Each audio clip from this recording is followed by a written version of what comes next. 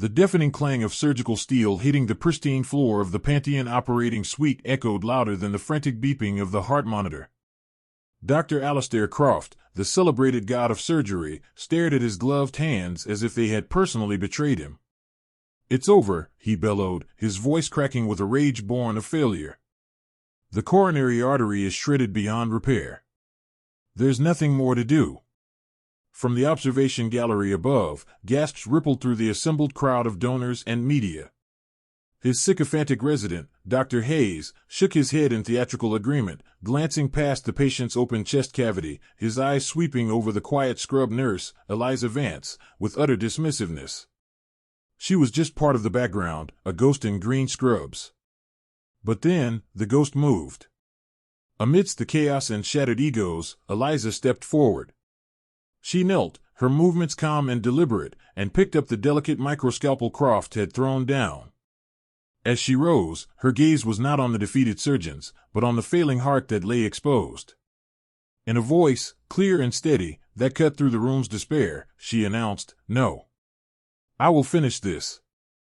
For a moment, the only sound in the Pantheon suite was the rhythmic, failing beep of the monitor. Eliza's words, "I will finish this," hung in the air, seemingly frozen by the sheer audacity of her claim. The shock on Dr. Alistair Croft's face curdled into a mask of pure, unadulterated rage. He spun around to face her, his eyes blazing with the fury of a king whose authority had been challenged by a commoner. "You," he spat, the word dripping with venom. "You will do nothing. You are a scrub nurse. Your job is to hand me instruments and stay silent. Brenda, get her out of my OR now." Dr. Hayes let out a short, incredulous laugh. "Is she serious?" "I think she's in shock, Dr. Croft." Brenda Carlyle, the head nurse, marched towards Eliza, her face a thunderous mask of indignation. "Vance, you will step back this instant. You are jeopardizing this entire room." But to understand the weight of that moment, the sheer courage behind Eliza's quiet defiance, we must go back 3 hours, to when the spectacle began. The gallery was already buzzing when Dr. Croft made his entrance, not into the sterile field, but into the briefing room. He was a rock star in scrubs, basking in the glow of the hospital's marketing spotlights. He spoke to the assembled team, but his performance was for the VIPs watching through the glass. "Today," he announced, his voice smooth and confident, "we are not just performing a triple bypass. We are rewriting the book on cardiac reconstruction. My patented Croft weave technique will not only save Mr. Sterling's life, but will give him a heart stronger than the one he was born with." Eliza stood at the back, as she always did, reviewing the patient's chart on a tablet. She noted a slight anomaly in the patient's collagen makeup report, a rare genetic marker that could suggest tissue fragility. It was a footnote in a mountain of data, easily missed. She saw Dr. Hayes preening beside Croft, nodding at every word. The team moved to the scrub room. As Croft lathered his hands with practiced theatricality, he quizzed Hayes. "Julian, what's the primary risk factor in the first 10 minutes post-clamp?" "Aortic tearing due to calcification, Doctor," Hayes answered instantly, the textbook reply. "Precisely," Croft beamed. Eliza, rinsing her own hands, spoke so softly it was almost a whisper. "His collagen report suggests unusual tissue friability. Perhaps a gentler clamp pressure." Croft stopped, turning his head slowly. He didn't look at her, but at her reflection in the polished steel of the soap dispenser. "Nurse Vance," he said, his voice dangerously calm. "Are you a board-certified cardiothoracic surgeon?" "No, doctor," she replied, her eyes not leaving her hands. "Then I suggest you focus on your own duties.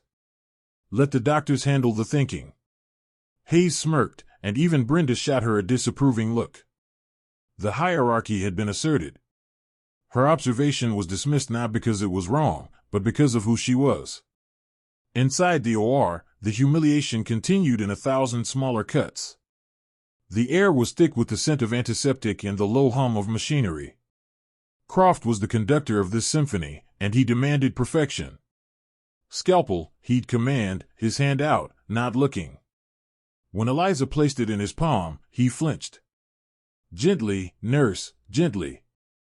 This is a $5 million hand. Treat it as such. Later, when he needed a specific suture, he barked, the 5-0 Proline, Vance. Now. Are you sleeping over there? He didn't use her name as a person, but as a function, a tool that wasn't working fast enough for his liking. Hayes, eager to please his mentor, joined in. While Croft was focused on a delicate dissection, Hayes needed a retractor adjusted. Eliza, he said, using her first name with a familiarity that was in itself a form of disrespect. A little help for the cheap seats?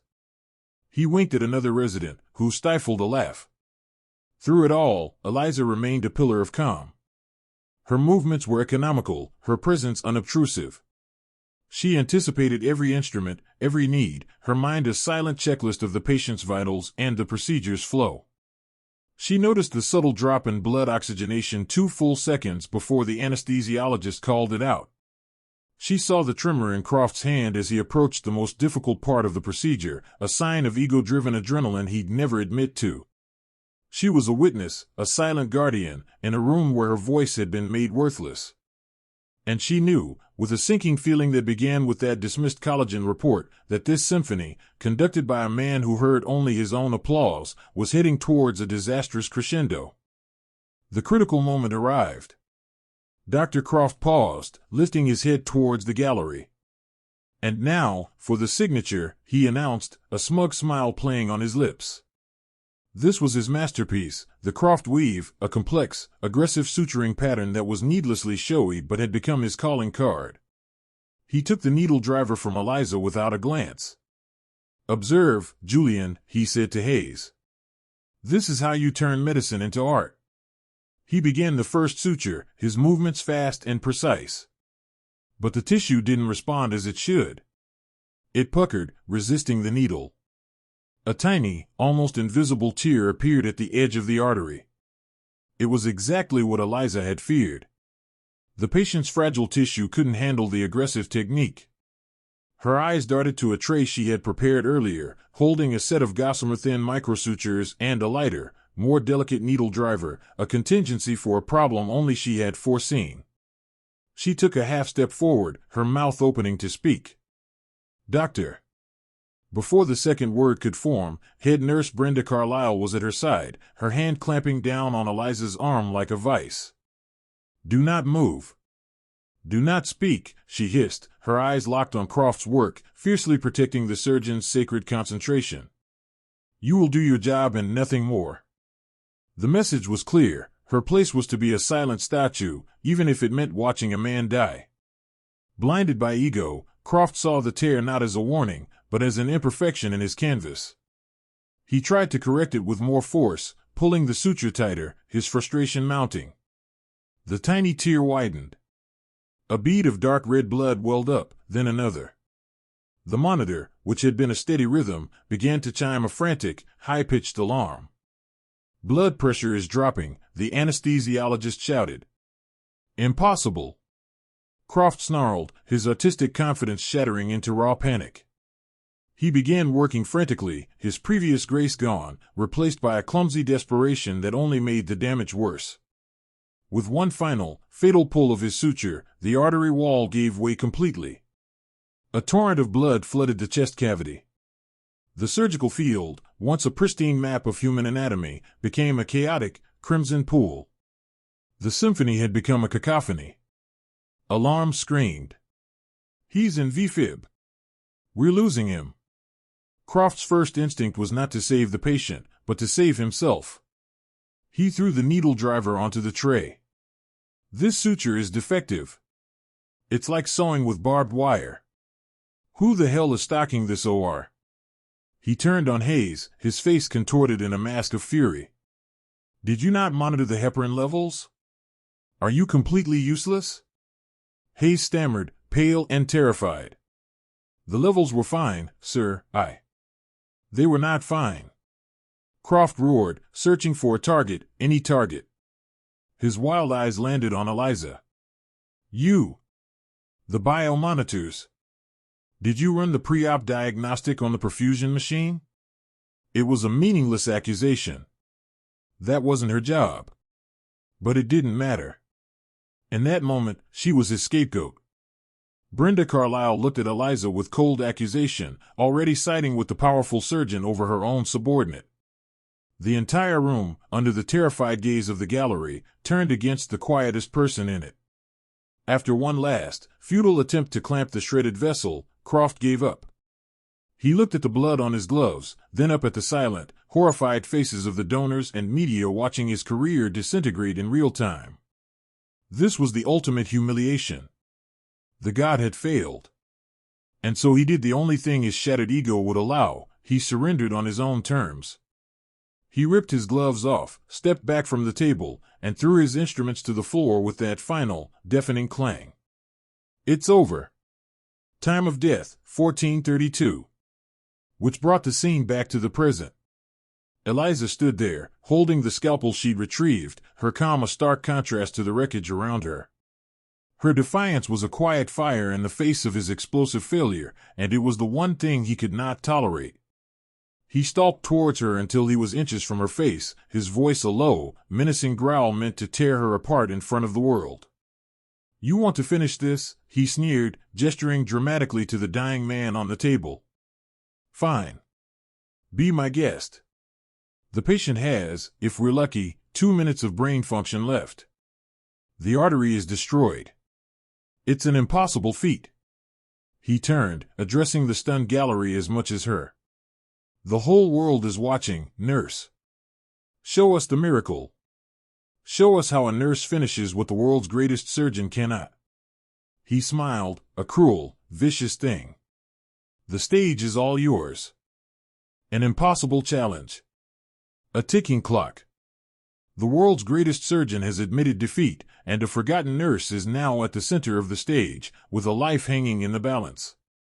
Have you ever felt underestimated? Have you ever known you had a skill that nobody else could see? If you believe that true talent doesn't need a spotlight to shine, and that the most powerful voice in the room is often the quietest, then join us. Hit that subscribe button right now, because you are about to witness the exact moment when humility meets genius. You do not want to miss what happens next. The world held its breath. Dr. Croft's cruel challenge hung in the air, a death sentence for the patient and a public execution for Eliza's career. His smirk was wide and ugly, anticipating her breakdown. Dr. Hayes shook his head with a look of pitying condescension. Brenda Carlyle took a step forward, ready to physically drag Eliza away from the table. The seconds ticked by, each one a hammer blow of finality. Eliza did not break. She didn't even look at them. All the years of being invisible, of being dismissed and overlooked, had forged her focus into something unbreakable. The noise, the egos, the ticking clock, it all faded away into a muffled hum. There was only her, the patient, and the problem. Her entire presence shifted. The meek, quiet nurse vanished, and in her place stood a commander. Her voice, when she spoke, was not loud, but it resonated with an authority that silenced the room. "Lights," she said, her eyes fixed on the surgical field. "Decrease ambient, and focus a single beam on the anterior interventricular artery. Magnification on the main monitor to 75. The lighting technician, startled by the direct command, fumbled for a moment before obeying. The OR dimmed, and a brilliant, sharp circle of light illuminated the bloody ruin in the patient's chest. "Dr. Chen," she said to the anesthesiologist, her tone one of a colleague, not a subordinate. "The patient's core temperature is dropping. Increase the bypass flow by 10% and prepare a 20 cubic centimeters bolus of warm saline. I need to keep the tissue pliable." Dr. Chen, a veteran who had just been watching a man die, blinked. He saw not a hysterical nurse, but a professional with a clear plan. For the first time that day, a glimmer of hope sparked in his eyes. "Yes, right away," he replied, his hands flying across his console. "Liam," she said to another nurse. "My case, please. The small silver one from my locker." The nurse stared at her, then at Brenda, who was frozen in place, her expression a battleground of confusion and fury. Eliza met Brenda's eyes for a fraction of a second, and in that gaze was a quiet fire that said, "Get out of my way." Brenda, for the first time in her career, found herself unable to speak. The nurse, Liam, scurried out of the room. He returned a moment later with a small, polished aluminum case. It was not hospital property. Eliza clicked it open on a sterile tray. Inside, nestled in velvet cutouts, was not the standard, mass-produced surgical equipment of the hospital. It was a set of gleaming, impossibly delicate instruments. Long, slender forceps with tips fine as a spider's thread, needle drivers so small they seemed designed for a doll's house, and scalpels with blades that seemed to vanish into the light. They looked more like the master tools of her father, the watchmaker, than a surgeon's implements. This was her inheritance. She selected a pair of forceps and a probe that resembled a single, polished hair. As she brought her hands into the light of the surgical field, the entire room gasped. Under the intense magnification of the 4K monitor, they saw what they had never noticed before: her hands were preternaturally steady. There was not the slightest tremor, not a single wasted motion. Where Croft had been a butcher, all force and speed, Eliza was a weaver, her movements a fluid, hypnotic dance of impossible grace. She didn't immediately try to fix the damage. Instead, she used the probe to gently, almost lovingly, explore the shredded edges of the artery. Murmurs rippled through the gallery. "What is she doing?" "She's wasting time," someone whispered. Croft folded his arms, a smug "I told you so" look returning to his face. But up in the gallery, one man leaned forward, his eyes wide with disbelief. Dr. Kenji Tanaka, a legendary and reclusive Japanese microsurgeon, had been about to leave in disgust. Now, he was gripping the railing, his knuckles white. On the screen, Eliza's voice was a soft murmur, almost to herself. He was right. It's shredded.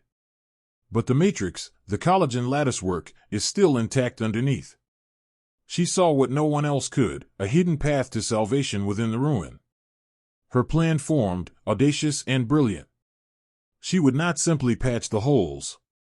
She would rebuild the vessel from the inside out. Her first move was baffling. She ignored the main tear and, with her custom scalpel, made a series of microscopic incisions along the outer sheath of the artery, far from the damaged area. "She's cutting it more. She's mad," Hayes blurted out.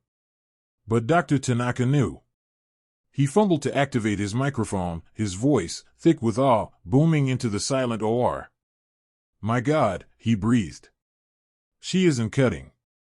She's making releasing incisions. She's relaxing the longitudinal stress on the vessel wall, tension caused by the clamp." He paused, his mind racing. She's not just trying to stitch it. She's preparing to reweave the vessel's own cellular structure. It's a technique I've only ever read about in theoretical papers. I've never seen a human being with the dexterity to even attempt it. The smirk on Alistair Croft's face vanished, replaced by a slack-jawed, hollow shock. Julian Hayes stared at the screen, his brain unable to process the words he was hearing. They were witnessing something that their entire education, their entire worldview, had told them was impossible. And the person doing it was the one they had dismissed as being no more important than the floor tiles. With the vessel wall relaxed, Eliza began the true work. She traded her microscalpel for a needle driver so fine it seemed to disappear between her fingers. The suture she threaded into it was not from the hospital's supply. It was a monofilament thread of a biocompatible polymer, thinner than any they had in stock, something she had commissioned from a specialty medical lab herself. To the naked eye, it was invisible. On the 75x magnified screen, it shimmered like a strand of captured moonlight. Dr. Croft watched, his body rigid. His mind, which operated on the rigid principles of surgical dogma, couldn't comprehend her technique. Surgery was about cutting and tying, about knots and staples. It was controlled violence. What Eliza was doing was something else entirely. It was creation. She didn't try to pull the mangled edges of the artery together.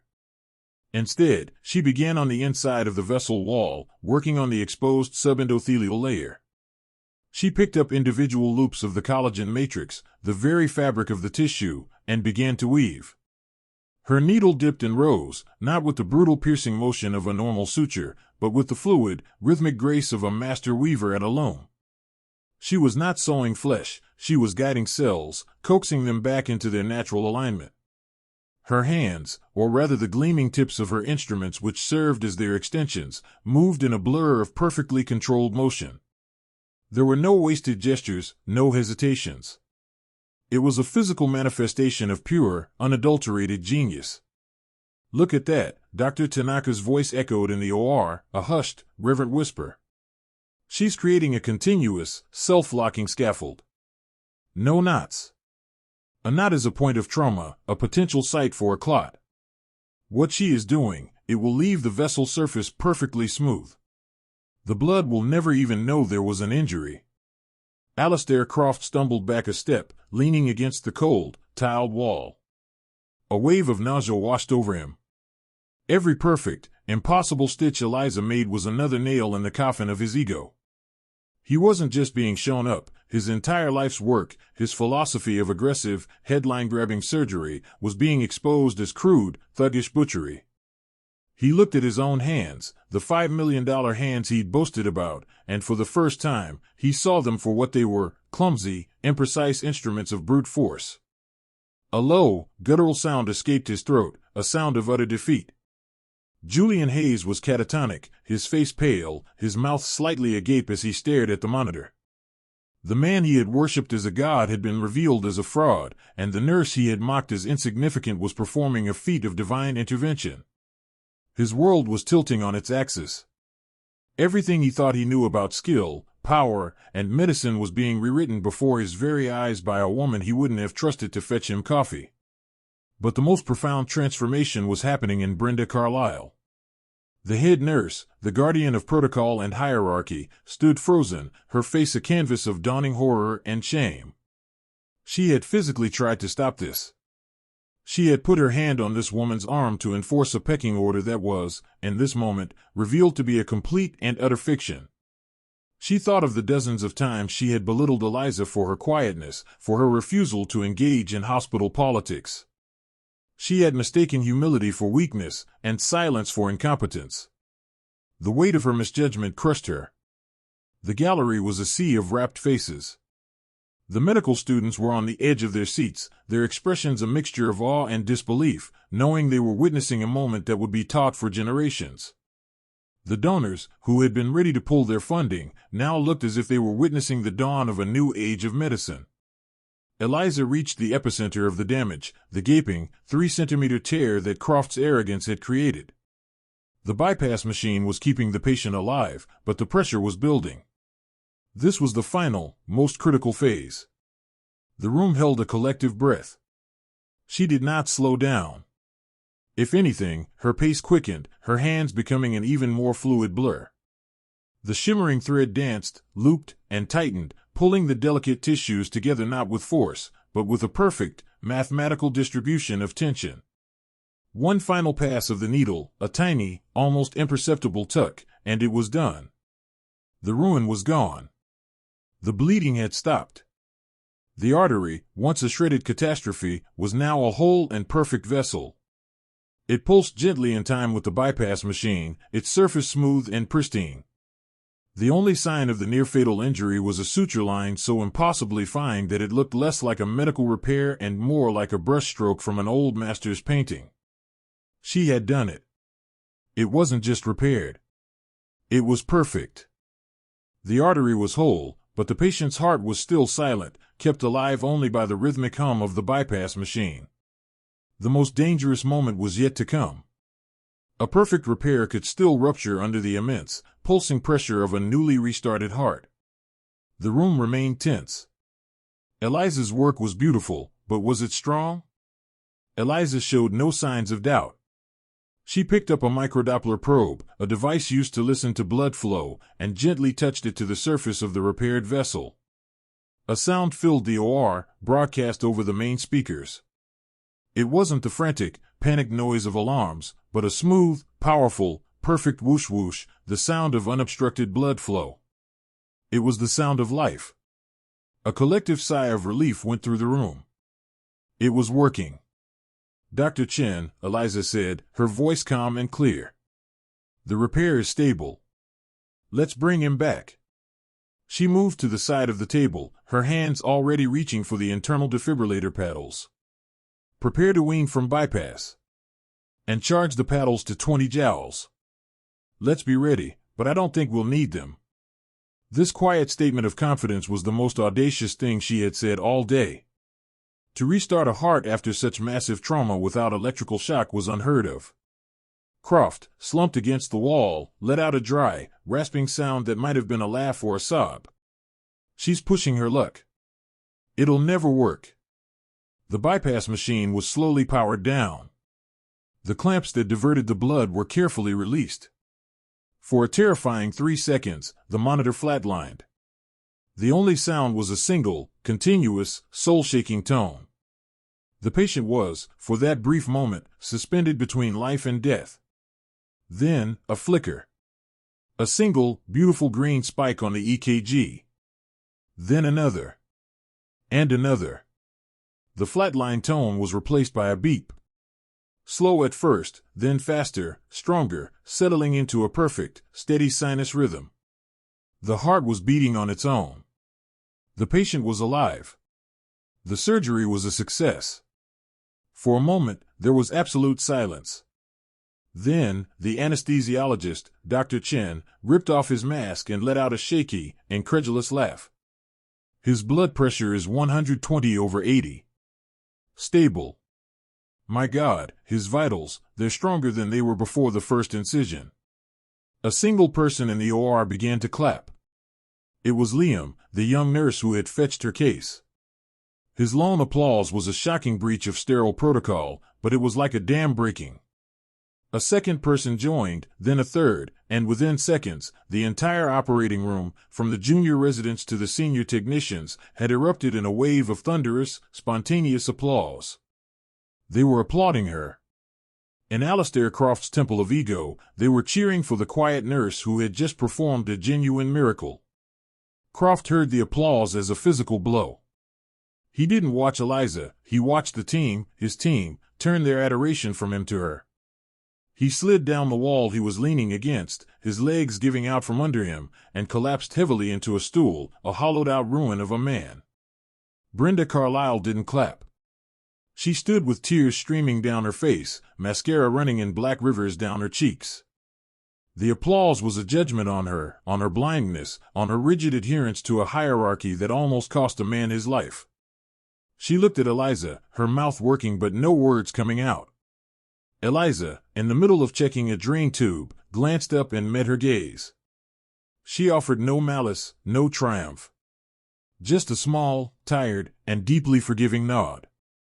Then, Dr. Tanaka's voice, now shaking with emotion, filled the room one last time, a final, definitive verdict for the history books. To everyone in this hospital, to the board members, to the students, he said, his voice booming with authority. Cancel your afternoon appointments. You will never see anything like this again. I have been a surgeon for 50 years. I have seen the invention of robotic surgery and the mapping of the human genome. I want to state, for the record, that the single greatest feat of manual dexterity and surgical genius I have ever witnessed was performed here today. He paused, letting the weight of his words sink in. Not by a celebrated chief of surgery, but by a scrub nurse with the hands of a god. What you have just seen was impossible. And she has made it real. Amidst the applause, the tears, and the shattered careers, Eliza herself seemed barely to notice. She did not bow, she did not smile, she did not acknowledge the praise. Her miracle was complete, and so she returned to her job. She picked up a standard needle and suture, not her own this time, and began the simple, methodical task of closing the patient's chest. For her, the spectacle was over. The only thing that mattered now, as it was the only thing that ever mattered, was the patient. As Eliza placed the final suture to close the patient's chest, the electric atmosphere in the Pantheon suite settled into a state of profound, reverent silence. The surgical team, who had once moved around her as if she were an inanimate object, now gave her a wide, respectful berth. They watched as she calmly snipped the thread, her miraculous work complete. She peeled off her bloody gloves, disposed of them with a quiet professionalism, and untied her mask. Her face, revealed to the room, was not triumphant or proud, but etched with a deep, weary serenity. The face of a woman who had simply done her job. When the operating room doors swished open, the scene in the sterile corridor was astonishing. Word of the miracle had spread through the hospital's grapevine with the speed of a defibrillator shock. Doctors, nurses, orderlies, and administrators lined the hallway, a silent, impromptu honor guard. As Eliza emerged, a quiet, rolling wave of applause began, not the boisterous cheer for a sports hero, but a soft, deeply felt ovation of respect. People nodded to her. Some of the older nurses had tears in their eyes. They weren't just clapping for the life she had saved, but for the unseen, unsung competence she represented. They were clapping for one of their own. Eliza, slightly overwhelmed, met their eyes, her gaze sweeping across the crowd, and gave a simple, humble nod of acknowledgement before continuing toward the locker room. Her quiet exit was a stark contrast to the storm that was just beginning to break behind her. As the patient was being prepped for transfer to the ICU, a group of stern-faced individuals in expensive suits entered the OR. It was Mr. Caldwell, the hospital's director, flanked by the chairman of the board. They bypassed the surgical team and walked directly to the corner where Alistair Croft was still slumped on his stool, staring into space. Caldwell didn't raise his voice. His tone was as cold and sharp as a scalpel. "Alistair," he began, "I've just been on the phone with the Sterling family's lawyer. I informed them that against all odds, the surgery was a success." Croft looked up, a flicker of pathetic hope in his eyes. "Then, it's all right?" "No," Caldwell said, his voice dropping even lower. "It is not all right. I also had to inform them that the chief of cardiothoracic surgery declared the patient dead on the table and threw his tools on the floor in a fit of pique. I was told the patient was only saved when a scrub nurse, whom you have repeatedly tried to have disciplined for insubordination, stepped in to perform a procedure you deemed impossible." He leaned in closer. "Your surgical privileges at St. Jude are suspended, effective immediately. Security will escort you from the building. Your name is being removed from the wing you helped fund. As of this moment, Alistair, you are a ghost in this hospital." Croft's face, already pale, turned the color of ash. He was being erased. As two security guards gently but firmly helped him to his feet, he had to walk the same corridor of shame that Eliza had just walked in glory. But now, the hospital staff who had applauded her turned their backs on him.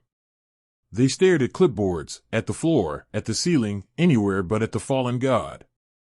Dr. Hayes, seeing his mentor being led away and his own future evaporating, scrambled toward Caldwell. "Sir, I want to be clear, I was not in agreement with Dr. Croft's assessment. I was about to intervene when—" Caldwell turned on him with a look of pure disgust. "You were about to do nothing, Doctor. You are a parrot who learned to talk but not to think. You stood by and nodded while a man was dying because you lacked the spine to question your hero. Your residency review is tomorrow. I suggest you update your resume." Caldwell walked away, leaving Hayes standing alone in the middle of the corridor, the ghost's forgotten shadow. Meanwhile, Eliza was in the quiet sanctuary of the women's locker room, methodically packing her personal instruments into their silver case. The door opened and Dr. Kenji Tanaka entered, bowing his head slightly in a gesture of profound respect.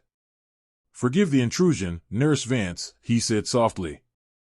"It's Eliza, Doctor."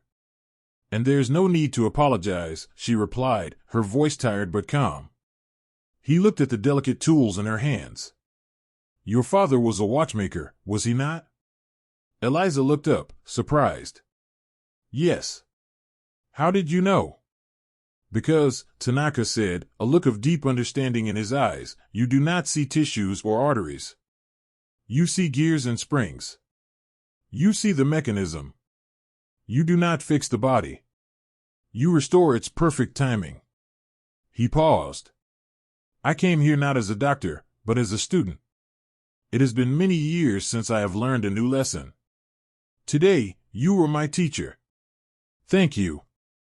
Eliza finally allowed herself a small, genuine smile. "I'm just glad he's going to be okay." That was her victory speech. Simple, honest, and completely devoid of ego. The next morning, Brenda Carlyle sat stiffly in her office, the door closed. She had spent a sleepless night replaying every dismissive comment, every disdainful look she had ever given Eliza. She had been the enforcer of an unjust system, and the shame of it was a physical weight. Her phone rang, and the caller ID read Director of Nursing. She knew this was it. She wasn't fired. The punishment was far more poetic. Brenda, the director's voice said, devoid of warmth, your record as an administrator is impeccable. But the primary duty of a head nurse is to manage and elevate her staff. For years, you had the most singularly gifted surgical practitioner in the country on your team, and you saw nothing but a problem to be managed. You actively suppressed the very talent that saved this hospital's reputation. There was a long pause.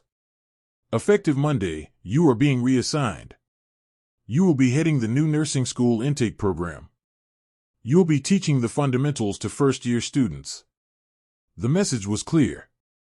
She, who had become obsessed with titles and status, was being sent back to the very beginning. She was being ordered to remember the core values of her profession, the ones she had long forgotten. After she hung up the phone, Brenda looked at a framed photo on her desk, a picture of her younger self at her nursing school graduation, her face bright with idealism and a desire to help people. She finally understood how far she had drifted from that person. Her karmic justice was not an execution, but a forced redemption. For Eliza, the hospital had transformed. The invisibility cloak she had worn for years had been burned away in the light of the OR monitor. Doctors who used to walk past her without a glance now stopped to ask her opinion on complex cases. Residents would quietly show her patient scans, asking in hushed tones, "What do you see?" She had become a living legend, a quiet oracle in green scrubs. Mr. Caldwell summoned her to his top-floor office, the city skyline sprawling behind his mahogany desk. He offered her the world. "We've created a new position," he announced, beaming.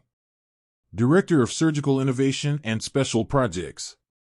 It comes with a 7-figure salary, a full research lab, and a voice on this hospital's executive board.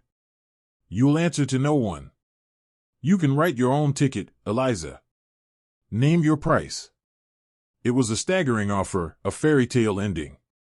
Eliza listened patiently, a faint, polite smile on her face. When he was finished, she looked at the cityscape, then back at the powerful man behind the desk. "Thank you, Mr. Caldwell. It's a very generous offer," she said, her voice full of sincerity. "But I'm afraid I have to decline." Caldwell was floored. "Decline? Why? This is a once-in-a-lifetime opportunity." "I'm a nurse," Eliza said simply, as if that explained everything. "My place isn't in a boardroom. It's in the OR, with the patients. That desk, that title, it's a wonderful thing, but it's not who I am. My hands are needed more than my name." She leaned forward slightly. "But if you are serious about innovation, I do have a suggestion. Instead of giving all those resources to one person, why not create a fund?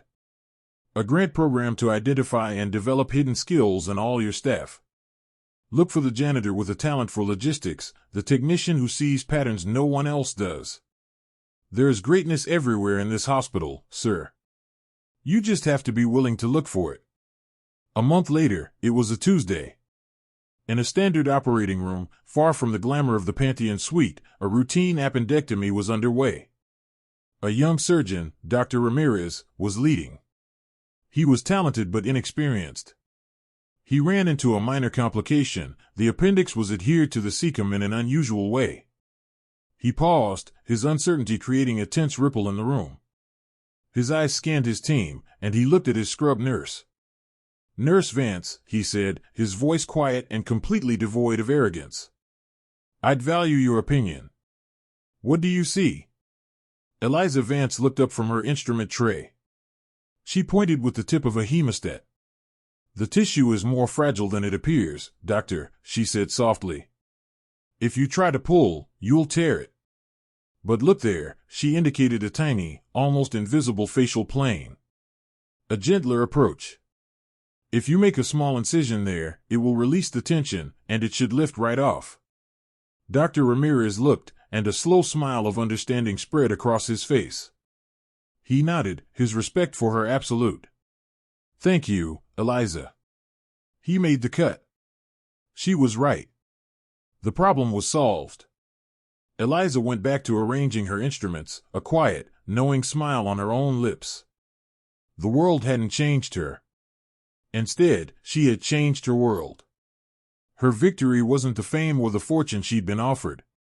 It was this: the right to have a voice, the power of being seen, and the knowledge that her true worth had never depended on anyone else's approval. It had been inside her all along. Eliza's story is a powerful reminder that true value is not found in a title, a corner office, or the applause of a crowd. It's found in quiet competence, in hidden strengths, and in the courage to act when all hope seems lost. Her greatest victory wasn't just saving a life, it was proving that the most important person in the room is often the one nobody is watching. We all know an Eliza in our lives, or perhaps you are one. In the comments below, share a story about a time you witnessed an unsung hero save the day. Let's fill this space with tributes to the quiet and brilliant people who make the world a better place. If stories like this move and inspire you, please hit that subscribe button and join our community. Thank you for watching.